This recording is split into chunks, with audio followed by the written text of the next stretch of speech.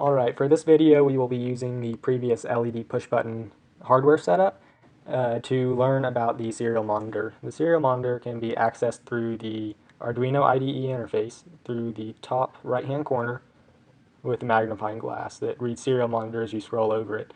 You can access this when your Arduino is plugged in and you give it a serial monitor function to read.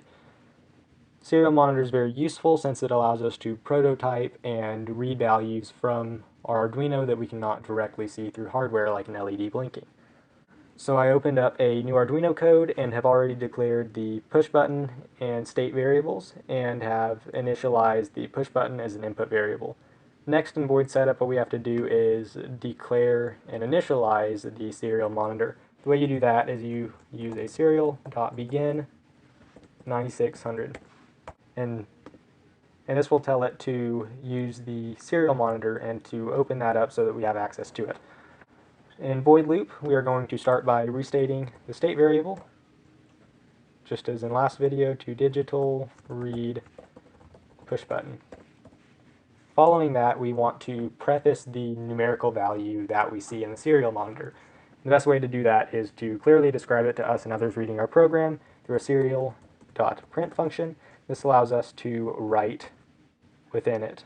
And in quotation marks, I'm going to write push button, colon, space, in quotation, and that will be what prefaces every numerical value of the state.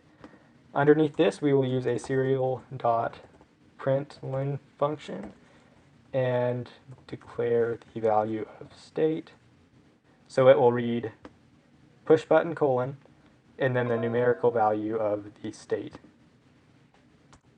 Next, we will use a delay of 100 milliseconds, and this will allow us to have a very rapid refresh rate from the Arduino to the computer. Alright, once you have uploaded to the Arduino, you should see your Arduino blinking very quickly, and that is the communication with the serial monitor. So now let's push the button and see what the value in the serial monitor does. Whenever the button is pushed, once flood the screen for every 100 millisecond interval that the button is pushed for.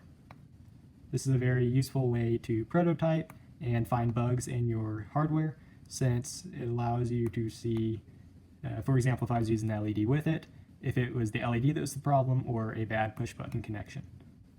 Alright, we're done with the serial monitor project. Okay, so now let's upload